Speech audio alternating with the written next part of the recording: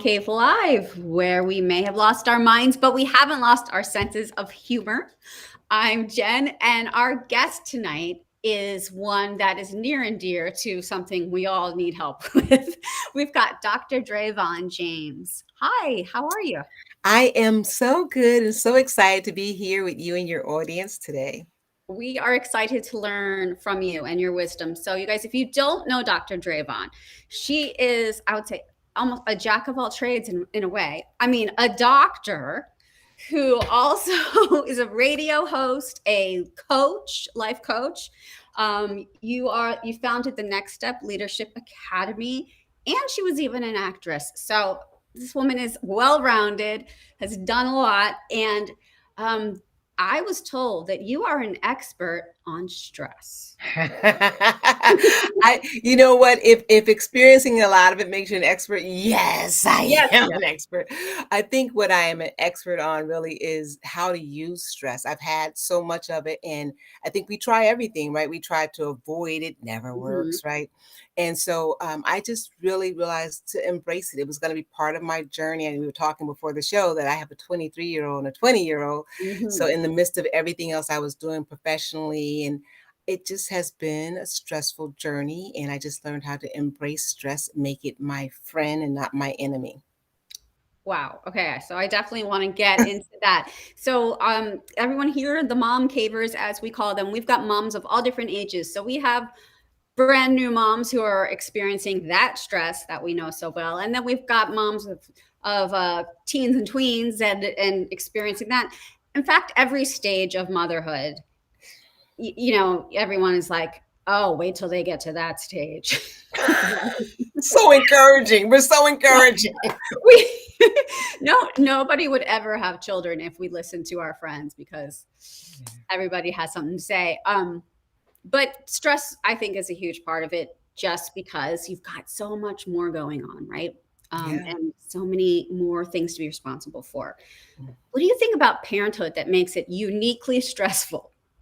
Well, I think from a mom perspective, and probably from a dad's perspective too, it is the only time in your entire life that you walk around, as they say, with your heart outside of your body, right? That's So right. if you could, and I probably could soldier up against anything, but when it comes to our kid, we are so sensitive, and we don't have the control that we thought we would have, right? Right. And at some points the whole world has a bigger voice for whatever reason, it seems as though. And that is a time, I think, that we're so conscious of the future, and we tend to believe that every little thing is going to have this Hmm. huge impact on the future, and we can't control every little thing, and we definitely can't control the future. So that is just stress right there. Yeah. Oh, wow. Yeah. I mean, we think if we don't get the kid to go to the right daycare, then they won't go to the right preschool, then they won't blah, blah, blah, blah. And then they're not going to get into an Ivy League college. I mean, people, it's like a momentum of stress. I feel like when we think so far ahead. We do. We think, and I just makes me want to just tell you this really funny story. My daughter was in the first grade, and she was struggling. And the teacher told my husband and I, she said, well, she's really doing a poor job, and we're thinking that she may have some issues. And I'm listening to all this, and I said, in the first grade, you think you can determine all of that? That's interesting. And Hmm. outside I appeared very calm, but inside, I was so nervous. I went home, I was reading everything. And fast forward, she's 23 years old, 4.0 in an MBA program, Oh, no wow. issues. Wow. And I tell people all the time now, I said, take everything with a grain of salt. Everybody means well, Hmm. but you being calm and just knowing that think this too will pass, right? Yeah. Don't stress over everything. And everybody who's an expert is just not really an expert. They mean well, but they're just not an expert on your kid. That's so true. If anybody watching has some questions for Dr. Dravon about how to manage stress, anything like that, just pop them in the comments. We'll keep an eye there. That reminds me of the only advice I ever feel confident to give to new parents is that it's like this too will pass. Whatever thing you're obsessing about in this moment seems so very important. And then like once, if you just wait it out, it's going to go away. And then a new thing will pop up and you get obsessed about the new thing. Oh my goodness, it is a roller coaster, right? And so you start to embrace that, the waves, right?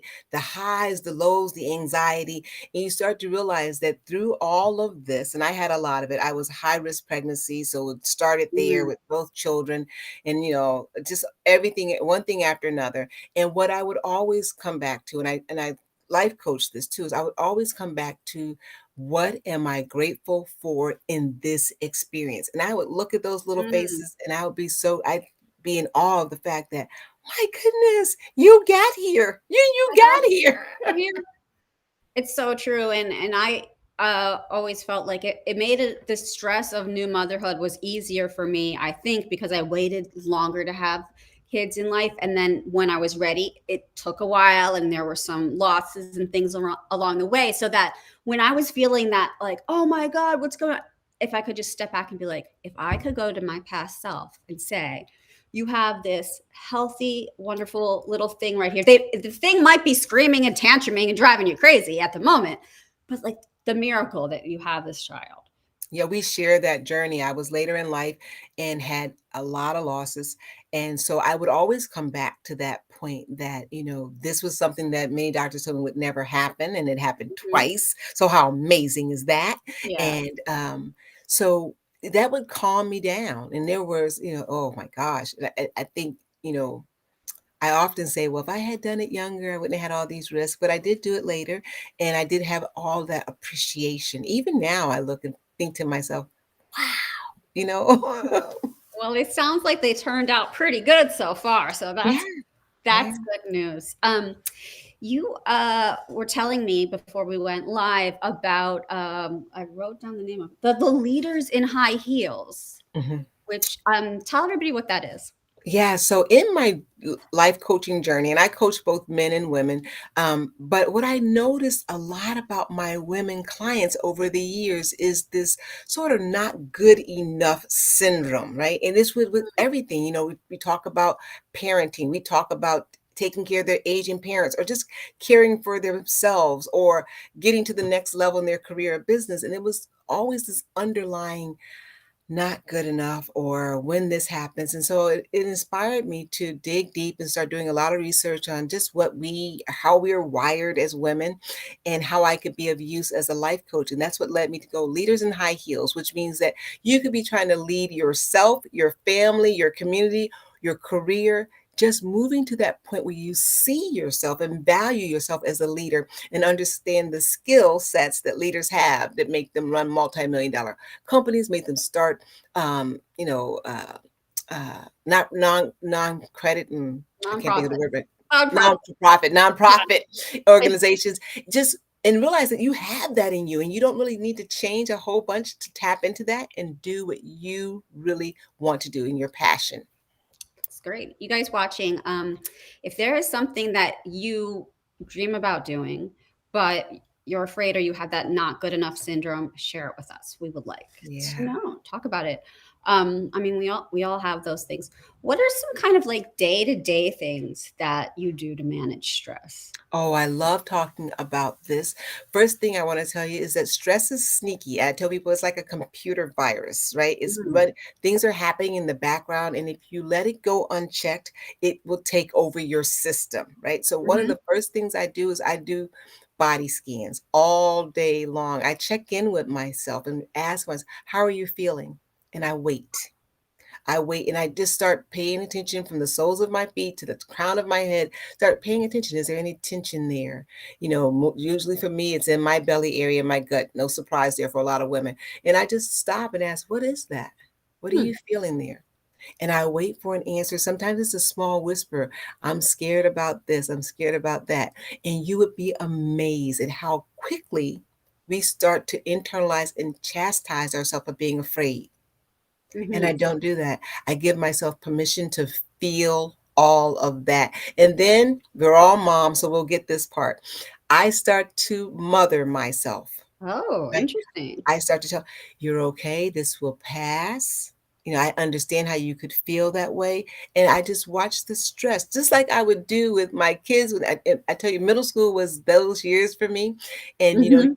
I really became a really seasoned mom, I think, during that period, realizing, okay, this is not a moment to yell or to question. This is a moment to soothe. And So, I apply that to myself. So that's one of the major things, the first steps I give people is check in. Don't let the stress mount. If you can catch it before it mounts and you can start to mother yourself, think of how you would mother your children, mother yourself just that way, right? oh wow. Yeah, catch it before it starts. But if you don't catch it before it starts, there are some things that you can do. And self awareness is important. When you start to notice, what are those things that we do? Our voice starts to go up, right?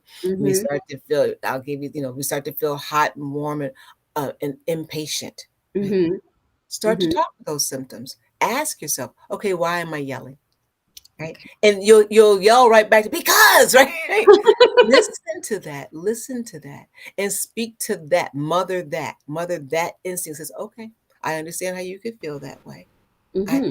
No criticism, always accepting yourself in that moment will do wonders. It's called, and when I coach, I call it the light of awareness. Being aware of it in that Mm-hmm. moment and accepting it without criticism will cause it to dissipate. That's very interesting because that's counterintuitive to me, and maybe that's why I'm always so stressed. Because sometimes I feel like I have this feeling of stress and overwhelm, and I'm like, if I if I follow where it came from, then I'm going to get more caught up, more involved in it. So I try to say, no, no, no, not going to do that. And then I guess that just makes it Yeah. worse. So you put up that wall of resistance, right? When we Mm-hmm. whatever we resist, right? We're drawing more of that energy to us. And I move towards, I call it leaning in, right? I lean right into it and what's going on here? Right? And I can feel my inside yelling back at me, this is what's happening. So I understand. I see how you can see it that way. Yep, you said that 10,000 times. I get it. And all of a sudden, because there are parts of our ego, parts of our mind that just want to be heard. This is getting into some deep psychology here. Right? We just want to Yes. be heard.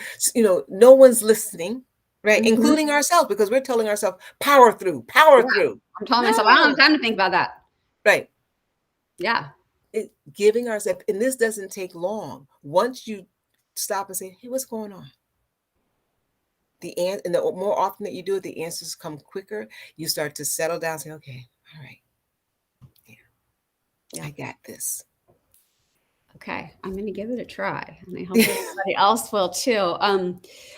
The last thing I wanted to talk about is this sense of, I was talking to some friends about this, so it seems to be a universal thing of like not being able to relax ever, because we feel like the moment we do, we're slacking on something, and there's always something else to do, and life is so short, and the day is so short, and the kids need us, and blah blah blah, so that we never actually just relax. uh, Yeah.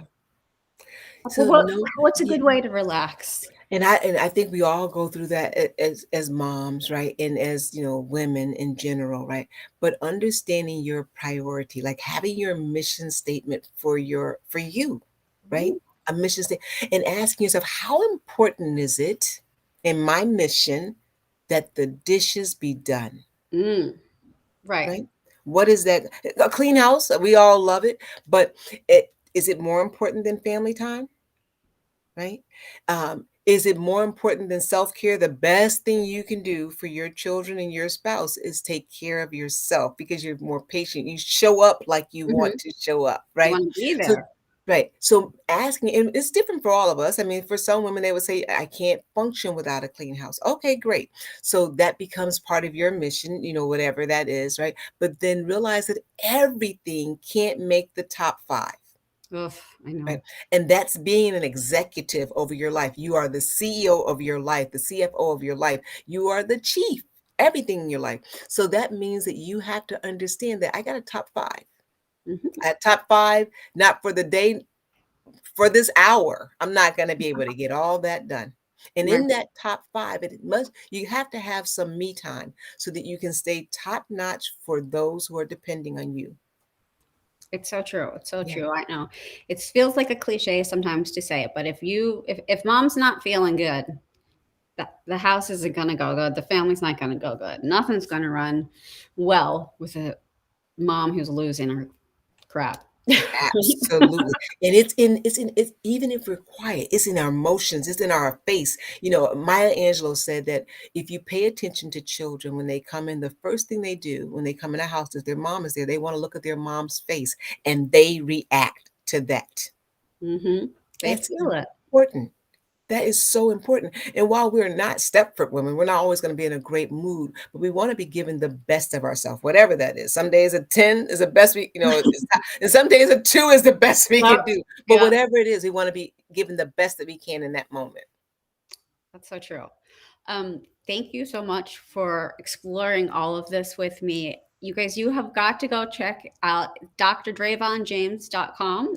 That's the website, yes. Yes. Um, there's so many things there that will help you, and Dr. Dravon can help you in many, many ways. But let's continue this conversation. Mom Cave is a place for us to all try to relax and try not to be stressed, because the stress is going to be there no matter what. That's life.